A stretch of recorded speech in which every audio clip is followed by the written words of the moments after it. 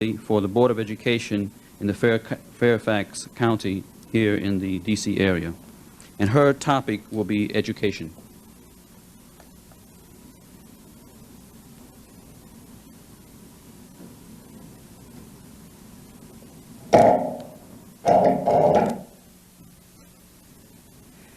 أعوذ بالله من الشيطان الرجيم بسم الله الرحمن الرحيم الحمد لله رب العالمين والصلاة والسلام على محمد صلى الله عليه وسلم وعلى أهله وصحبه أجمعين.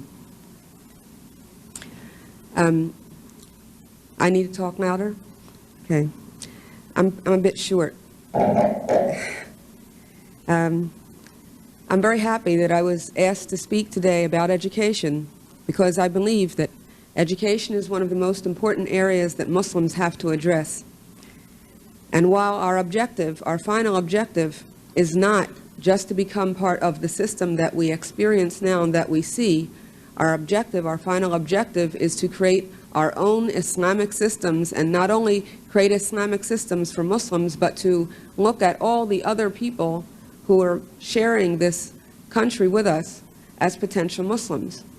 And if we look at them as potential Muslims and feel that we have the obligation, which Allah has told us, to try to bring them into the same style of thinking, into the same way of behaving, into the same objectives that we have, then we have to have some way that we can communicate with them and some way we can work with them. And in that long-range process of making America Muslim, all of America Muslim, then we have to have some actual short-range goals. We have to have some way of dealing with them and know how we're going to deal with them and in which ways, and be very calculated about it, or else we will not accomplish our goals. Is education political? Yes, it is. Education is extremely political because it shapes our minds, it shapes our idea of who we are and what we are, it shapes our ideas of what we can be. Yesterday when I was listening to one of the other speakers, I became amused because it reminded me of a situation with my own little daughter. It wasn't a speaker, actually. It was a person who stood up from the audience. We are gathered in the Oval Office for the National Religious Freedom Day, something very important and very special, and special to me and the people that are gathered around me. This afternoon, we're proudly announcing historic steps to protect the First Amendment right to pray in public schools. So you have the right to pray. And that's a very important and powerful right. There's nothing more important than that, I would say. We're joined by the Secretary of Education, Betsy DeVos, Deputy Attorney General Jeffrey Rosen, and students and advocates from across America. And advocates they were. They've been calling and writing by the thousands, and you're representing that large group of people. In a sacred principle of our republic that government must never stand between the people and God. Yet in public schools around the country, authorities are stopping students and teachers from praying, sharing their faith, or following their religious beliefs. It is totally unacceptable. You see it on the football field. You see it so many times where they're stopped from praying, and we are doing something to stop that. Tragically, there is a growing totalitarian impulse on the far left that seeks to punish, restrict, and even prohibit religious expression.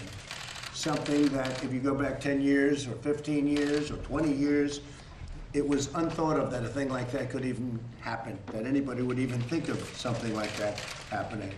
That is why today my administration is issuing strong new guidance to protect religious liberty in our public schools. The right of students and teachers to freely exercise their faith will always be protected, including the right to pray. So we call this the right to pray. Is that a good idea? Good, right? You like that, right? 9 federal agencies are also proposing new rules to roll back discriminatory regulations. So we have rules to roll back discriminatory regulations on religious service organizations. And earlier this afternoon, my White House released a new memo to make sure federal funding is never used to violate the First Amendment, which is a very big deal. With us today is Hannah Allen, a high school freshman from Texas. Hannah, would you tell us what happened at your school with respect to you and prayer? Hannah? Thank you, Donna. Right. So, me and a group of students from my school wanted to pray for a former classmate's brother who had got hurt in an accident. After the prayer, our principal told us, "Don't do that again." So the next day, parents had called and complained. He told us that we could pray, but he said we had to hide in the gym or behind a curtain or somewhere away from everyone else. And I know that if this can happen in a small town in Texas, it can happen anywhere across America. And that's not right. No one should feel ashamed of their faith, especially in a school or anywhere. Well, And- so what ultimately happened? How was that resolved? So we got with First Liberty. They've been amazing. They supported us the whole way. And they sent the school a letter, and the school complied with the letter and changed the, And now you're able to do that? we are. Good. Well, now it's going to be much easier yet, okay? All right? Thank you, darling. That was beautiful. Thank you very much. We're also joined by Marilyn Rames, a former teacher and the founder of Teachers Who Pray. Marilyn, if you could, let us know. Well, good. Thank you very much. Maybe you give us a little bit about what happened. Yeah, so thank you. I'm Marilyn Rames. I'm the founder and president of Teachers Who Pray. And I founded Teachers Who Pray because I, as a teacher, believe in the beauty of every child and the unlimited potential that resides within. However, the students that I was getting weren't set up for success because they were so significantly behind grade level. And I taught in Chicago Public Schools for 14 years, and during that time, we were losing students every year to gun violence. At one year, it was like 32 students getting killed, and I was overwhelmed with the heaviness of the work. So I thought about quitting, and I decided not to. I was going to fight, and I was going to pray and uplift my spirit so that I can do the job that I knew God had called me to do. So I began praying with other teachers in the building who were like-minded, and we really supported each other, built community, built more hope, built more joy in the work, despite it being so difficult. And we grew. Like right now, there's over 150 chapters of Teachers Who Pray because teachers need that spiritual support and guidance. And today, I believe it's super important because there is a myth out there that what Teachers Who Pray does and other organizations do for teachers, spiritual wealth, is not legal, and it absolutely is. And I'm here to tell teachers that we need to pray. If you're of faith, we need to pray. We need to buckle up and just do what we have to do for our kids because they need us and they're dependent on us. And if we're not strong, we can't make them strong. So that's why I'm here. That was really beautifully said. Thank you very much. That's beautiful. Thanks, Marilyn. So while I'm president, which will be hopefully for 5 years, and I don't know, maybe we'll work on, with the media, we'll work on a major extension of that. But we will not let anyone push God from the public square. We will uphold religious liberty for all. And I want to thank you all, and God bless you all for being here. It's a great time in our country. We're doing things that nobody thought were possible. I'd like to ask, if I might, Secretary DeVos and Deputy Attorney General Rosen to say a few words about our actions, if you don't mind. Please. Thank you, Mr. President. Go ahead, Betsy, please. Thank you for your leadership, your courage, and your friendship to people of faith, especially our nation's children. Too many misinterpret a separation of church and state as an invitation for government to separate people from their faith. In reality, our Constitution doesn't exist to protect us from religion. It exists to protect religion from government. The First Amendment affirms our free exercise of religion, and we don't forfeit that first freedom to anyone or in any place, especially in public schools. After all, it's been noted that as long as there are final exams in schools, there will always be prayer in schools. But thanks to your leadership, Mr. President, today we remind schools of the law with respect to religious expression, something that hasn't been done in more than 15 years. And where there are violations, we now make clear that the law requires states to establish a clear process for students like Hannah and Michael, William, parents, and teachers like Marilyn to report them. It also notes that the law directs states to tell us about any and all complaints as well. This administration and you is and always will be committed to ensuring all believers have the freedom to learn, to pursue our passions, to use our talents, and to live in accordance with the unique purpose that God has called us each to do. If we embrace that freedom, our faith will be a light no darkness can overcome. Thank you again, Mr. President. Thank you very for your much. leadership. Beautiful. Thank you, Betsy, very much. Jeff? Well, thank you, Mr. President, and thank you for your leadership on this really critical issue. There are the fundamental freedom that you've been supporting of Americans to practice their faith is so important, is so appreciated by millions and millions of Americans. And at the Department of Justice, we remain firmly committed to enforcing Americans' constitutional rights, including this one. And so that's part of why I'm very honored and privileged to be a part of today's announcement on the new guidance document about prayer in school.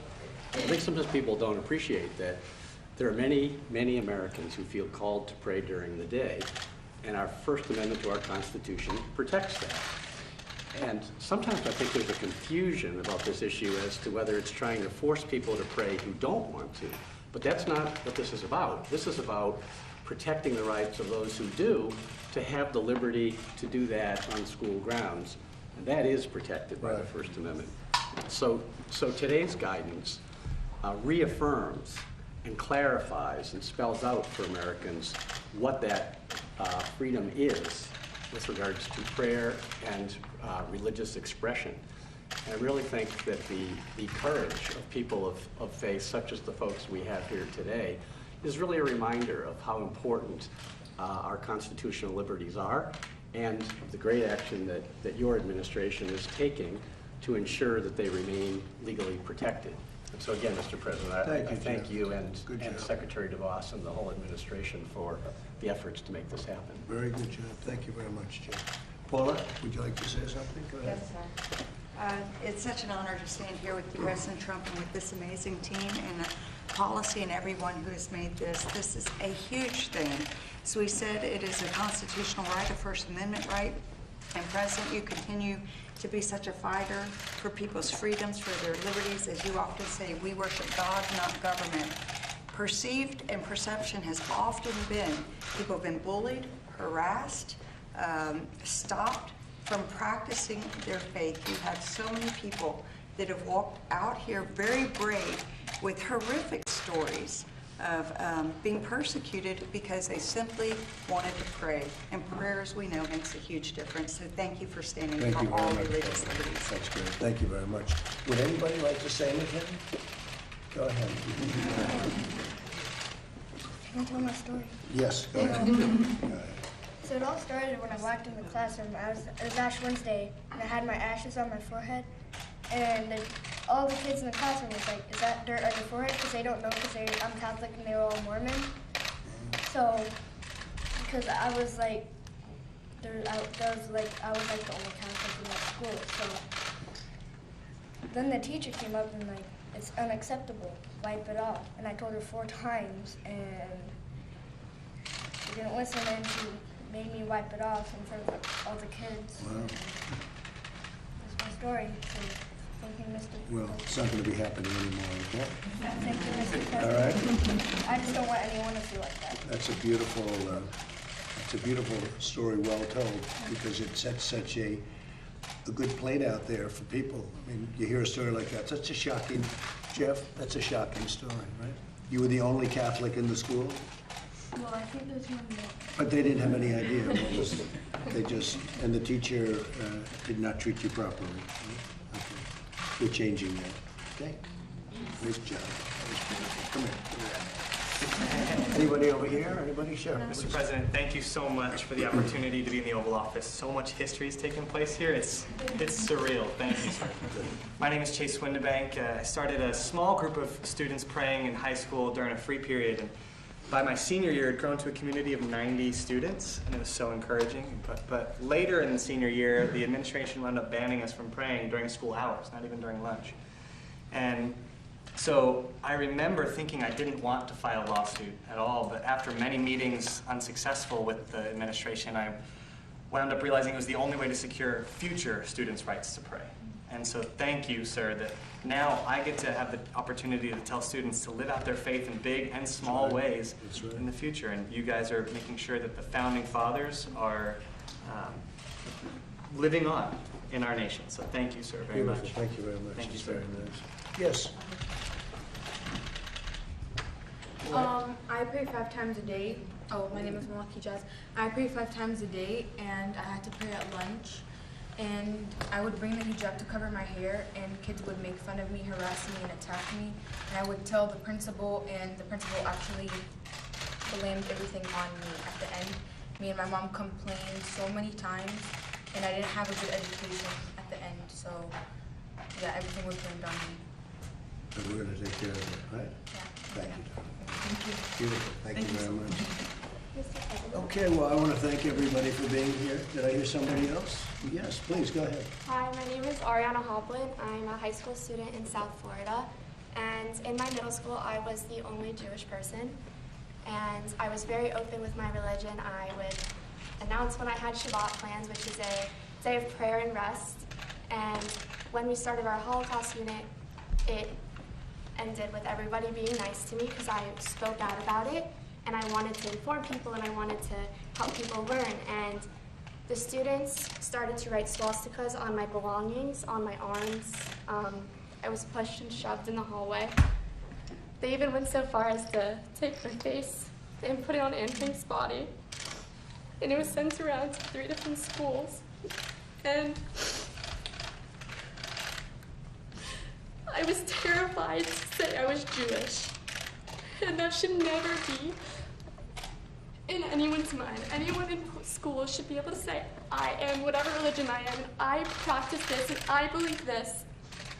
And it's been 3 or 4 years since middle school. I'm a junior in high school, and I've continuously fought for anyone to have the right to exercise their constitutional rights in school. And I just want to thank you so much for everything you've done, and for Israel, and for everything that you've truly done for all of us. Well, thank you very much. So beautiful. Thank you.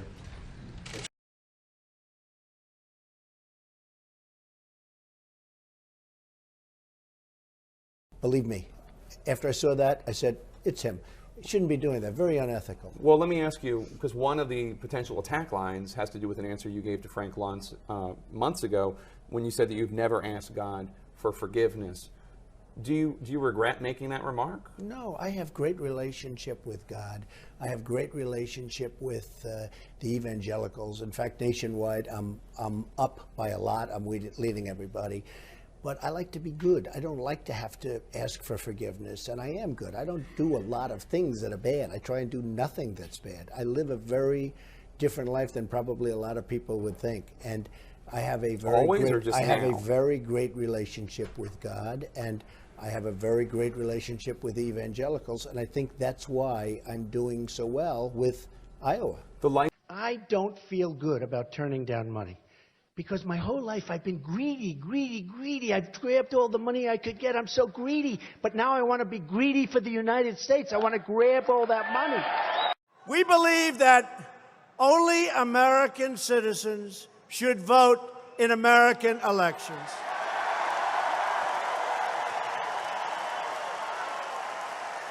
Which is why the time has come for voter ID, like everything else. Voter ID.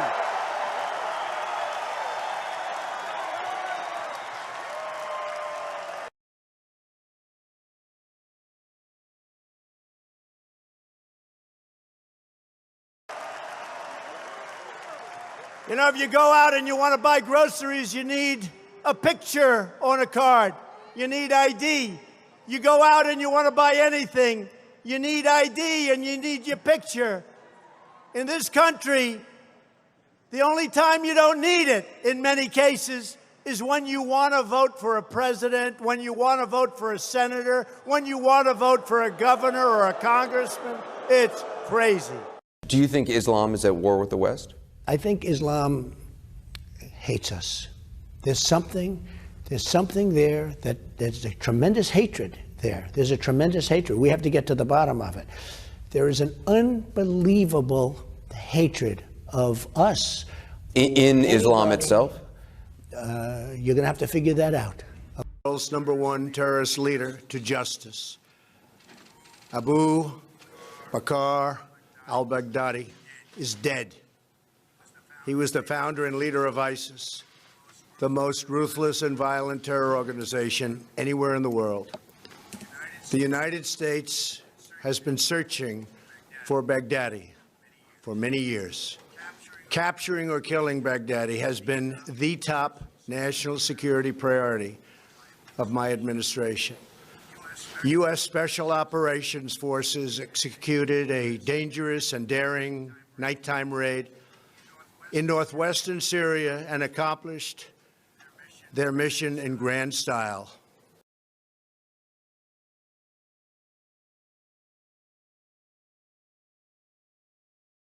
I will end the Muslim ban on day one. Day one. Hadith from the Prophet Muhammad instructs, whomever among you sees a wrong, let him change it with his hand. If he is not able, then with his tongue. If he is not able, then with his heart. Make no mistake, people. 2020 is our year. Let's dive into it with 2020 vision. We can see clearly that America is fighting for its very soul. We all come from the same root here in terms of our fundamental basic beliefs. And I just want to thank you for giving me the opportunity, for being engaged, for committing to action this November. It matters. Your voice is your vote. Your vote is your voice. Muslim Americans' voices matter. I'll be a president who seeks out and listens to and incorporates the ideas and concerns of Muslim Americans on everyday issues that matter most to our communities. That will include having Muslim American voices as part of my administration. But getting out the vote, getting our families out to vote, getting our elderly out to vote, getting our masjids out to vote, getting our neighborhoods out to vote. So let's do our part and join the largest Muslim voter mobilization in America, the Million Muslim Votes campaign. Let's roll up our sleeves. Let's make our voices heard. Because we got the means, we got the numbers, and we got the power. From the streets to the city hall.